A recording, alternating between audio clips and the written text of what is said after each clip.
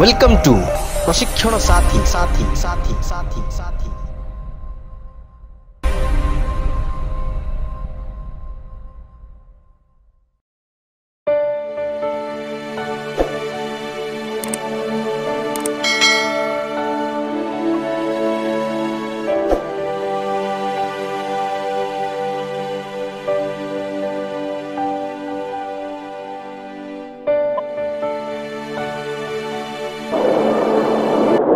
प्रभु यीशु ख्रीष्ट मधुर नाम समस्त को नमस्कार। प्रभु आज आमको सुंदर समय देले चरण तले बसी जीवित वाक्य ध्यान करने उद्देश्य आम नियमित भाव में साउंड डॉक्ट्रिन हितजनक शिक्षा शिक्षा आसुच्छू। आज पंचम भाग उपर आम दृष्टिपात करवा। आज विशेषकर आज आम प्रसंग रन पाप स्वीकार अस्पष्ट न हो आपण मान पाप स्वीकार अनिर्दिष्ट न हो अस्पष्ट न हो। प्रसंग छुआ पूर्व आम संक्षेप प्रार्थना करवा। अनुरोध करके आम समस्त चुखी बंद करवा और प्रार्थना करवा। स्वर्गीय पिता परमेश्वर आम तुम चरण तले अपना जीवन को समर्पण करुछु। प्रभु धन्यवाद देउछु आम मान को देइथिबा सहभागिता। प्रभु आम मिलमिशे तुम चरण तले समर्पित है बेले तुम आम सहित थाओ आम कथा को तुम जीवित वाक्य ध्यान करुछु। प्रभु तुम आमको बुद्धि दियो ज्ञान दियो चेतना दियो तद्वारा आम शुणु शिखबू और तुमरी नाम को महिमान्वित करने तुम उद्देश्य बंचापी तुम दया कर यीशु नाम मागुच पिता आमेन। पुणी थे मु समस्त को आज बाइबल शिक्षा हितजनक शिक्षा रो पंचम भाग में मु स्वागत जनाए। आम खुशी अटू पीएस मीडिया टीम आम समस्त मिलित भाव में खुशी अटू जे आपण माने नियमित भाव में आम चैनल द्वारा आपण मान आत्मिक यात्रा यही चैनल टी सहायक होने नीतिदिन आम ठार किसी ना कि शिखुंट आम शुणी प्रभु को धन्यवाद देवु। यही प्रकार आम चैनल सहित जड़ित रुहतु आ मिलित भाव में आत्मिक यात्रा आम अग्रसर होगा। आज आम पाप स्वीकार विषय शिखा। आपण मान पाप स्वीकार अस्पष्ट न हो। अधिकांश समय आम पाप स्वीकार को अस्पष्ट भाव में अनिर्दिष्ट भाव में आम स्वीकार करें जहाँकि जड़े विश्वासी पक्षरे उचित नुह। जड़े विश्वासी भाव में आम स्पष्ट रूपे और निर्दिष्ट रूपे पाप स्वीकार करने आवश्यक अटे। से संबंध में आमको पवित्र बाइबल पवित्र धर्मशास्त्र जहाँ किसी शिक्षा दूसरी ताहा आम संक्षेप आज शिखा। प्रथम विषय आम शिखा साधारण भाव में कहवा यथेष्ट नुहे जे हे ईश्वर मो पापी मते दया कर। अधिकांश समय आम जिते पाप स्वीकार करूँ से आम कहू मोटामोटी भाव में गोटे गंठी गोटे मोटो गोटे बक्स आणिक खोलला बेले आम कहू हे ईश्वर मो पापी मते क्षमा कर बोले। केत जन कहते सर बाइबल तो से प्रकार लिखा अच्छी बाइबल पाप स्वीकार करते जड़े करग्राही और फारुसी दृष्टांत को साधारणतः अनेक लोक आणती से कहते करग्राही से पाप स्वीकार कर हे ईश्वर मु पापी मते दया कर से तो धार्मिक गणति हो। आसतु मो सहित तो अंश को स्पष्ट रूपे पढ़ले ही आम बुझीपर। लुकलिखित सुसमाचार तार 18 पर्व लुकलिखित सुसमाचार 18 पर्व आउ 13 पदर शेष लाइन को आम पढ़ा। ये प्रकार लिखा अच्छी हे ईश्वर मु पापी मते दया कर। प्रकृत से पाप स्वीकार करूना ये दृष्टांत जदि आपण मैंने देखिए ये दृष्टांत प्रकृत में पाप स्वीकार संबंध में शिक्षा दिए ना। आपण मैंने 9 पद को पढ़ु भल भाव में बुझीपारे। 9 पद ये दृष्टांतर उद्देश्य को लिखा अच्छी क्यों उद्देश्य प्रभु जीशु ये दृष्टांत देले ताहा लिखा अच्छी। ये लिखा अच्छी आपणा आपणा को धार्मिक ज्ञान करी अन्य समस्त को तुच्छ ज्ञान करुवा केतेक आत्मनिर्भरशील लोकों से यही दृष्टांत कहले आम बुझीपर। यार यही दृष्टांतर उद्देश्य भिन्न थिला किंतु आम यह पाप आम हे ईश्वर मो पापी मते दया कर बोलिक आम कहीदे। प्रकृत में पाप स्वीकार उद्देश्य यह नुहे यार उद्देश्य अलग अच्छी आ पाप स्वीकार अलग।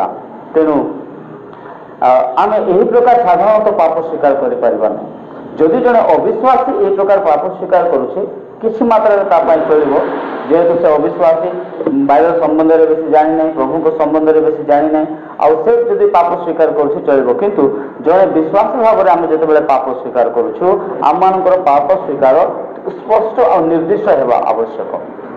प्रथम जहन तार 1 पर्व 9 पद मु पाठ करुछि जदि आम्भे माने अपना अपना पाप स्वीकार करूँ तेबे से आममानकर पाप क्षमा करने और समस्त अधर्मरु आममानक परिष्कार करने विश्वस्त और न्यायवान अटंती। एठी लिखा जाए जदि आम माने अपना अपना पाप को स्वीकार करूँ स्वीकार करने संबंध में कह अर्थात एठी प्रत्येक स्पष्ट रूप से आम अपना अपना पाप को स्वीकार करवा मोटामोटी भाव में कहीदेले हेब ना प्रभु मु पापी हे ईश्वर मु पापी मते क्षमा कर बोली। तेणु आम राज्यर प्रथम शिक्षाटी होछि साधारण भाव में कहवा यथेष्ट नुहे जे हे ईश्वर मु पापी मते दया कर। जने विश्वासी भाव में आम स्पष्ट रूपे आपण आपण जीवन को परीक्षा करके गोटी गोटी करके आमर पाप को स्वीकार करने आवश्यक। द्वितीय विषय आम शिखा आम वाक्य संगे पाप स्वीकार करने उचित। मन रखु जितेबाला आम प्रभु निकट को जाऊँ प्रभु वाक्य आधार करके आम पाप स्वीकार करने आवश्यक जहाँ आमको होशेय भविष्य वक्ता पुस्तक में आमको स्पष्ट रूपे शिक्षा मिले। होशेय पुस्तक तार 14 पर्व आउ 1 पद आउ 2 पद को आम पाठ करवा। होशेय भविष्य वक्ता पुस्तक 14 पर्व 1 पद आउ 2 पद मु पाठ करुछि। हे इस्राएल तुम्हें सदा प्रभु तुम परमेश्वर निकट को फेरी आस कारण तुम्हें अपना अधर्म रे पतित होइअछ।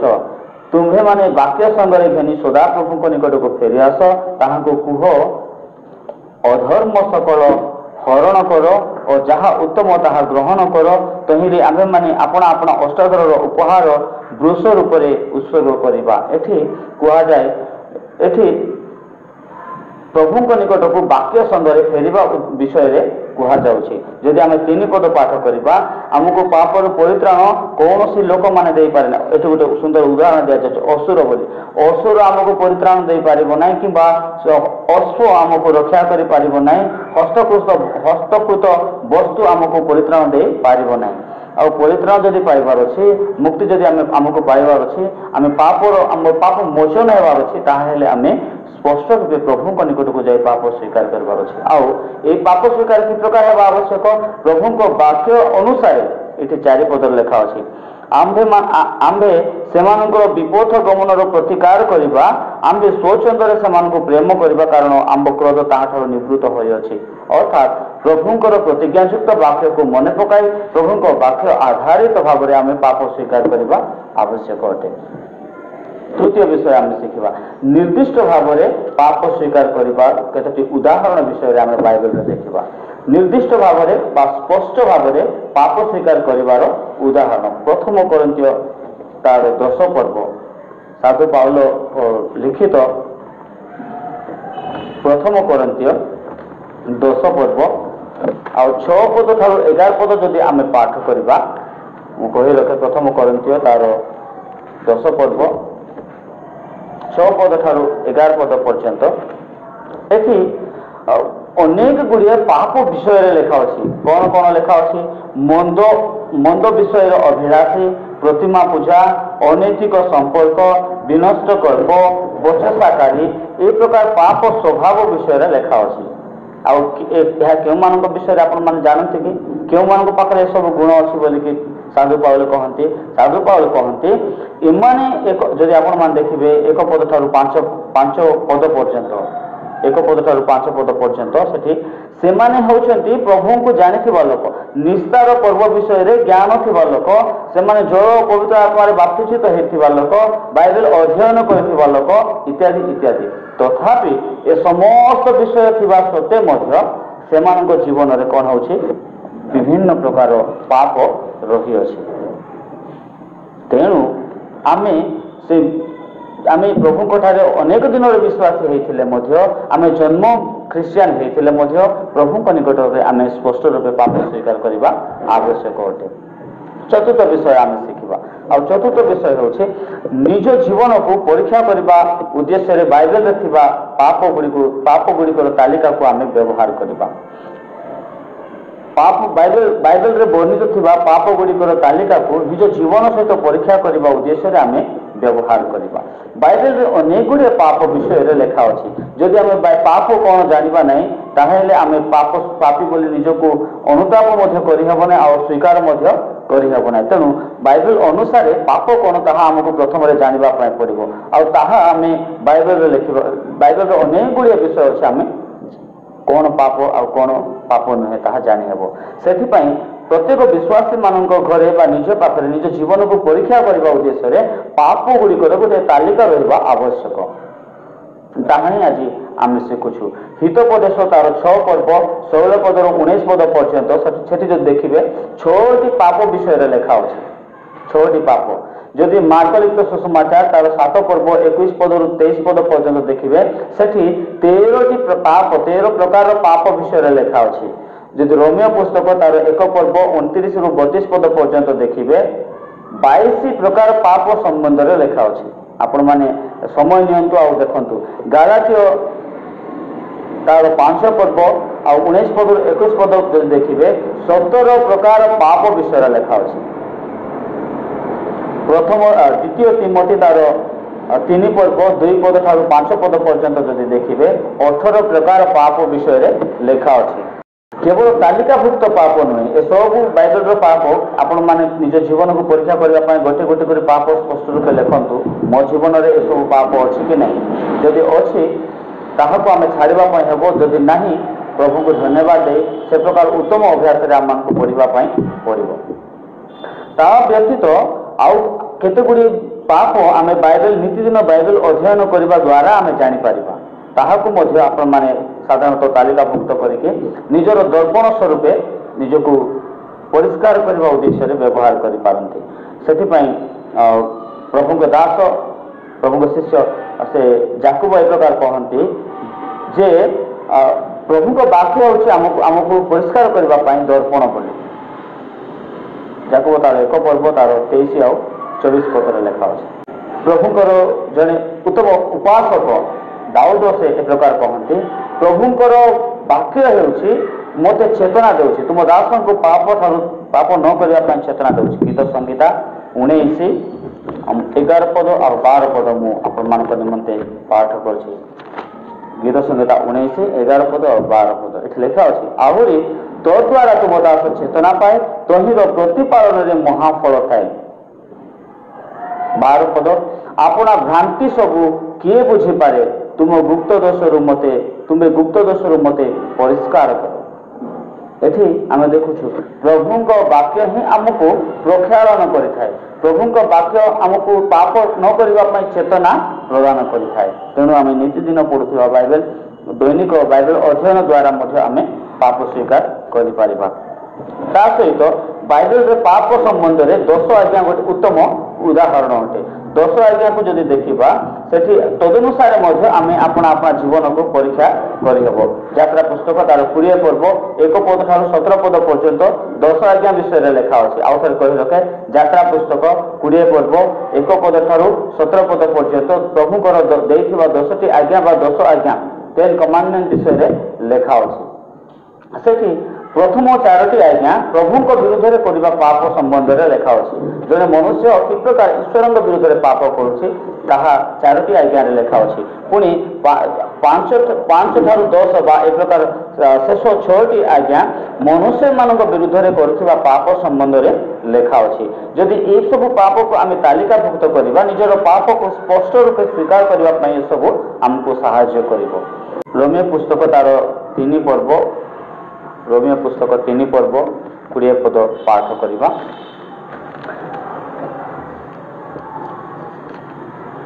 पाप एठी साधु पाउल कहते पाप कौन ताहा आमे कि प्रकार जानिबा कि प्रकार जानि हबो जे प्रकृत रे आमे जहा करूछु एहा पाप ना पाप नुहे। आ से कहंती एहा ईश्वरंकर व्यवस्था द्वारा ही हमको ज्ञात होई थाए। रोमियो 3 पर्व तार 20 पद कारण व्यवस्थार क्रियाकर्म द्वारा कौन से प्राणी ताहांक छामुरे धार्मिक गणति हेबो नाही जेहेतु व्यवस्था द्वारा पापर ज्ञान जन्मे। जदि व्यवस्था आम जाने ना हो आम पाप कौन आउटा धर्म कौन पाप कौन बा पुण्य कौन आम पृथक कर पारिबा नहीं। आम पाप आम निज जीवन में पाप काम अच्छी कि नहीं, पाप स्वभाव अच्छी कि नहीं जानवा निमंते आमको ईश्वर व्यवस्था को जानवा आवश्यक होते। जदि आम जानू ना ईश्वर व्यवस्था ताहले आम निज पाप को मध्य स्वीकार करि पारिबा ना स्पष्ट रूप से। ता सहित आउ एक विषय कौन, कदापि आम अन्य सहित अन्य मानकर जीवन सहित निज जीवन को आम तुलना करबा ना। आउ से तारपरि मुई नुहे प्रभु से प्रकार लोक तापरि व्यभिचारी नुहे, तापरि करग्राही मु नुहे, तापरि लोभी मु नुहे, ए प्रकार मनोभाव नहीं कि पाप स्वीकार करबा अनुचित अटे। पंचम विषय आम शिखा मन परिवर्तन आदर्श प्रार्थना गुड़िक ध्यान करंतु। मन रखु पाप स्वीकार निमंते जो मन परिवर्तन केते गुड़ी आदर्श प्रार्थना गुड़िक बाइबल लेखा अच्छी से सब को आम तालिका करवा आउ बारंबार पढ़ा जहाँ आमको अध्ययन करवा आमर कयेकटा नीरव समय जहाँ आमको अधिक पाप स्वीकार विषय आमको चेतना देव आमर पाप स्वीकार अर्थपूर्ण हो पार। दाऊद व्यक्तिगत भाव में गीत संगीता 51 तार पाप स्वीकार करती। दाऊद जिते पाप रे पतित हेले से निजर पाप रु अनुताप करके मन परिवर्तन करने उद्देश्य गीत संगीता 51 से रचना कर व्यक्तिगत पाप स्वीकार अटे। यह जदि आम ध्यान करवा आम कि प्रकार पाप स्वीकार करार अच्छे यह आमको शिक्षा देव। तद्व्यतीत दानिएल पुस्तक जदि आम देखा दानिएल 9 पर्व 4 पदर 19 पद पर्यंत दानिएल गोटे गोष्ठी कि प्रकार पाप रे पतित हेले आ गोटे गोष्ठी कि प्रकार प्रभु निकट में मन परिवर्तन कर फेरबार अच्छे से विषय दलगत पाप स्वीकार विषय दानिएल पुस्तक दानिएल तार 9 पर्व आउ 4 पदर 19 पद पर्यंत आम देखुछु। मु कही रखे पाप स्वीकार संबंध में आम आदर्श प्रार्थना गुड़िक से कि प्रकार प्रार्थना कर प्रकार प्रार्थना गुड़िक आम तालिकाभुक्त करके आम ताको अधिक अधिक ध्यान करने आवश्यक अटे। षष्ठ विषय आम शिखा प्रश्नटी है प्रभु आमर पाप संबंध में जानते कि ना। आम केतबेले गुप्त भाव में पाप करूँ, गुप्त कठरी रे पाप करूँ, देखा देखा लोक देखाणिया भाव में पाप करूँ, अदृश्य भाव में पाप करूँ, मन भीतर पाप करूँ, ये प्रकार सब पाप को प्रभु जानते कि नहीं।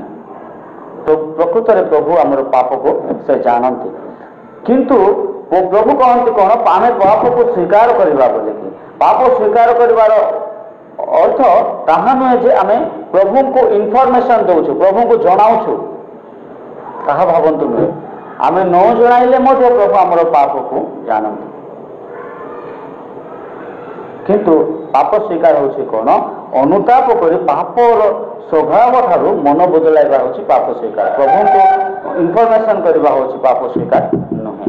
उदाहरण आदम पाप कले आदम आदि पुस्तक तार 3 पर्व तार 9 पदरे प्रभु तांको कहउछन्ति आदम आदम तुमे केउठारे तामाने प्रभु जानिछन्ति आदम केउठारे अछि तथापि आदम को गोटे सुजोग देउछन्ति प्रभु सुजोग देउछन्ति पाप पूर्ण स्वभाव ठारू अलगा है कि पृथक है कि मन परिवर्तन करबा निमंते। याकूब को प्रभु पचारछन्ति आदि पुस्तक 32 पर्व तार 27 पदरे लेखा अच्छे याकूब को तुमर नाम कौन बोली सेठी मध्य तार अर्थात तार सब विषय प्रभु जानते। मन रखु मनुष्य मानकर केस सुधा प्रभु निकट में गणा जाए किंतु प्रभु आम ठारू स्पष्ट आम ठारू स्वीकार करने विषय को प्रभु चाहते तेणु से पचारती। सम्मिलनीय स्त्री विषय देखिए नूतन नियम जौन लिखित सुसमाचार तार 4 पर्व 1 पद ठार 18 पदरे सम्मिलनीय स्त्री संबंध लेखा अच्छे सेठी कहते प्रभु तुम स्वामी को डाकिकी आन बोली कहते प्रभु। प्रभु जानते तार पाखे तार 5टी स्वामी थे आ वर्तमान जो स्वामी अच्छा ताहा स्वामी नुहंती बोली किंतु प्रभु एठी जानिकी जीशु जानते से स्त्री लोकटी जीशु चाहते प्रभु चाहते से स्त्री लोकटी सत्य कहू प्रकृत में सत्य भाव में प्रभु को स्वीकार करूँ निज जीवन को पश्चाताप कर प्रभु निकट को फेरी आसू। पुणी थर मु कही रखे आमर पाप स्वीकार प्रभु को सूचना देवा नुहे प्रभु को मंडली में जाओ सूचना देउछन्ति से प्रकार सूचना देवा नुहे किंतु प्रभु निकट में स्वीकार करवा अटे।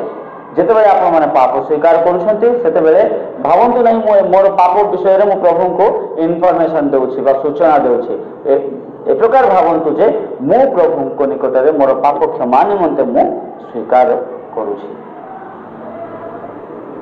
सप्तम विषय आम शिखा जहाँ केवल निर्दिष्ट भाव में करुवा पाप स्वीकार ही से मनुष्यर पाप क्षमा पाइबा निमंते साहाय्य करिथाय। मन रखंतु निर्दिष्ट भाव में करुवा पाप स्वीकार ही आमको पाप क्षमा पाइबा निमंते साहाय्य करिथाय। हितोपदेश तार 28 पर्व 13 पदरे लेखा अछि पाप जे पाप को स्वीकार करे और से पाप को छाड़े से ही पाप रु परित्राण पाइब। मु आपण मान निमंते पाठ करछि आसंतु आमे देखिबा हितोपदेश 28 पर्व 13 पद एठी लेखा अछि जे अपना अधर्म आचरण करे से मंगल पाए नहीं मात्र जो लोक ताहा स्वीकार कर छाड़े से दया पाइब। जे पाप को लुचाउछि से तार केबे मध्य मंगल हेबो नहीं किंतु जे से छाड़ी दउछि स्वीकार करुछि और पाप को छाड़ी से सब बेले ईश्वर दया पाइब। 14 पदर लेखा अछि जो लोक सब बेले भय करे से धन्य मात्र जे अपना मन को कठिन करे से आपदरे पड़िबो। जे लोक पाप को भय करे से ठीक विषय नुहे मु करबा उचित नुहे सेठारे मु जीवा उचित नुहे मोर उपस्थिति ठीक नुहे से प्रकार से भयभीत करे से लोक प्रकृत में धन्य ईश्वर दृष्टि में धन्य। अवैध सामाजिक लोक माने सांसारिक लोक माने ताहाको धन्य बोली कहि न पारंते किंतु ईश्वर कहते से लोक धन्य। आउ क्यों लोक माने प्रभु को दृष्टि में ठीक नुहे जो लोक हृदय को कठिन करे बारंबार पाप अभ्यस्त हो जाए से प्रकार अभ्यास ठीक नुहे से आपदरे पड़िबो विपदरे पड़िबो। आमे पाप को स्वीकार करी पाप को छाड़िबा आवश्यक। निहिमिया तार 9 पर्व निर्दिष्ट भाव में पाप स्वीकार करिवार एक जुक्तियुक्त उदाहरण अछि। निहिमिया कि प्रकार स्पष्ट रूपे पाप स्वीकार करछन्ते ताहा निहिमिया 9 पर्व को पाठ करले आमे बुझी परिबो। मु अनुरोध करुछि आपण माने यह पढ़ंतु जहाँ आपण मानकर पाप स्वीकार निमित्ते यह साहाय्य करिवो। 8 विषय आमे शिखिबा पाप स्वीकार करिवार अन्य एक कारण आमे काहे कि पाप स्वीकार करूछु पाप क्षमा पाइबा उद्देश्य आ अन्य कोन उद्देश्य अछि पाप स्वीकार पछरे ता विषय आमे शिखिबा। पाप स्वीकार करिवार अन्य एक कारण जेते बेले आमे अधिक पाप करूछु आमे ईश्वर को अधिक रूपे प्रेम देखाइबा पई पड़ुछि। उदाहरण स्वरूप लूकलिप्त सुसमाचार तार 7 पर्व रे जने पापिष्टा स्त्री बा पापिनी स्त्री को विषय रे लेखा अछि। आमे समस्ते जानिछु लूकलिप्त सुसमाचार तार 7 पर्व आ 36 पद ठारू 47 पद वर्सेस फ्रॉम 36 टू 47 एठी जदि देखिबे एठी जने पापिनी स्त्री लोकर पाप क्षमा विषय रे लेखा अछि। जने जो पापिनी स्त्री से कोन करूछि से निज तांकर निजे करिथिबा कृत पाप ठारू से अनुताप करूछि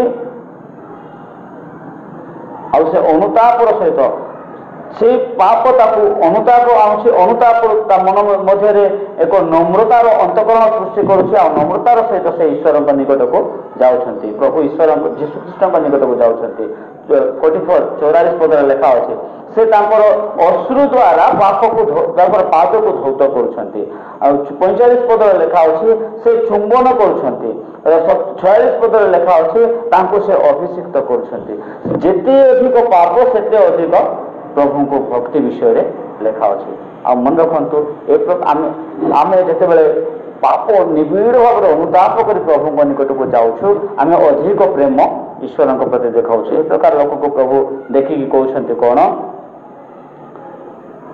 47 पदरे एणु मु तुमको कहूँ यार अनेक पाप क्षमा होई अछि बोली प्रभु कहते स्वयं कहते अधिक पाप करी अधिक प्रभु प्रति अधिक प्रेम अधिक नम्रता को से देखाऊँ। नवम विषय आम शिखा नवम विषय मोर सबु पाप को स्वीकार करियछि बोली कहवा व्यक्ति किए अछंती कि अनेक समय रे केते जन कहती मु पाप मोर सब पाप स्वीकार कर सारी और मते पुनर्बार पाप स्वीकार करिवार आवश्यकता नहीं बोली के लोक मान चिंता करती। मु प्रश्न पचारिबा पई चाहूछि ए प्रकार किए अछंती कि जे आपनकर सब पाप स्वीकार कर सारी नो आपण करिथिबा पाप और प्रभु को निकट अस्वीकार करि आपण रहि नाहंते एमिति किए अछंती कि सेमिति किए प्रकृत रे सेमिति किए पृथ्वी मध्य नाहंती।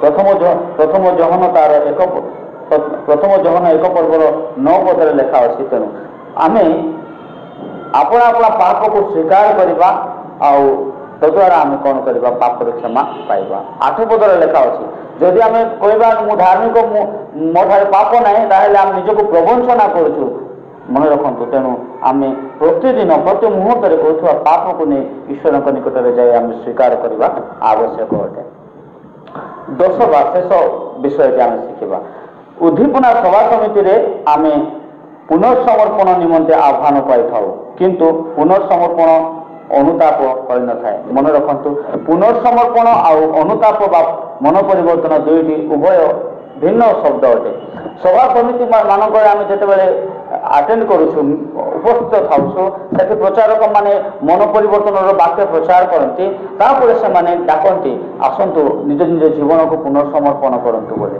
आउ निज निज जीवन पुनर्समर्पण को देखि अनेक लोक फेरी जाती कांदी कांदी से प्रार्थना करती किंतु फेरी जावाटा से प्रकृत में पुनर्समर्पण ताहा पाप क्षमा नुहे पाप क्षमा अलगा पुनर्समर्पण अलगा अटे द्वितीय वंशावली तार 7 पूर्व 14 पदर लेखा अच्छे यह वाक्य आम पाठ कर शेष करवा द्वितीय वंशावली 7 पर्व आउ 14 पद आज परिस्थिति ये वाक्यटी बहुत अर्थपूर्ण अटे जहाँ आमको उत्तम शिक्षा दिए लेखा अच्छी जेबे आम नाम विख्यात आम लोक मैंने आपना को नम्र कर प्रार्थना करेंगे और आमर मुख अन्वेषण कर अपना अपना कुपथर फेरबे तेबे आम स्वर्गर शुणा और सेमानंकर पाप क्षमा करवा और सेमानंकर देश सुस्थ करवा एठी स्पष्ट रूपे लेखा अच्छी कौन प्रभुंकर लोक माने जेतेबेले प्रभुंक निकट को नम्र करके प्रार्थना करेंगे मुख अन्वेषण करेंगे कुपथर फेरबे अर्थात पुनर्बार एठी पाप स्वीकार करने विषय लेखा अच्छी सहित पुनर्समर्पण विषय लेखा अच्छी पुनर्समर्पण अलग पाप स्वीकार अलग से कहवाई चाहूँगी आपण मैंने जितेबाला पाप प्रभु निकट को जाऊँच निजर पापर बोझ को लेकिन स्पष्ट रूपे निर्दिष्ट रूपे प्रभु निकट में पाप को स्वीकार करतु आम अनिर्दिष्ट भाव में मोटामोटी भाव में आम मो पापी प्रभु मत क्षमा कर कहले हेब ना यह जड़े अविश्वासी पक्षरे संभव पुणी थे मुझे यह अविश्वासी पक्षरे चलो किंतु प्रभु लोक हिसाब से आम जो पाप करुचु निर्दिष्ट भाव में से पाप को ही आम स्वीकार करने आवश्यक आज आम प्रभु निकट में स्पष्ट रूपे निर्दिष्ट रूपे पाप स्वीकार करने विषय शिखिछु आसतु आम समस्ते आखि बंद करवा और प्रार्थना करवा स्वर्गीय पिता परमेश्वर आम तुम चरण तले अपना अपना जीवन को समर्पण करुछु अनेक समय आम मैंने पाप कर भूली जाऊ स्पष्ट रूपे आमर पाप स्वीकार होना प्रभु आम स्पष्ट रूपे पाप स्वीकार कर प्रार्थना आम तुम शिखाओ आज जहाँ किसी आम शिखिछु तदनुसार समर्पित जीवन काटिबा निमंते आमको तुम दया कर प्रभु आम तुम क्षमा कर आम पूर्व कर सब पाप को जहाँ किसी आम निर्दिष्ट रूपे स्वीकार करुछु आज जो मैंने प्रभु आम वीडियो देखिक स्वीकार करुछंती अनुताप करुछंती से सब पाप ठार समस्त को तुम्हें क्षमा कर रक्षा कर धन्यवाद देवछु पिता प्रार्थना शुणी हेतु जीशु नाम मागुछु आमीन।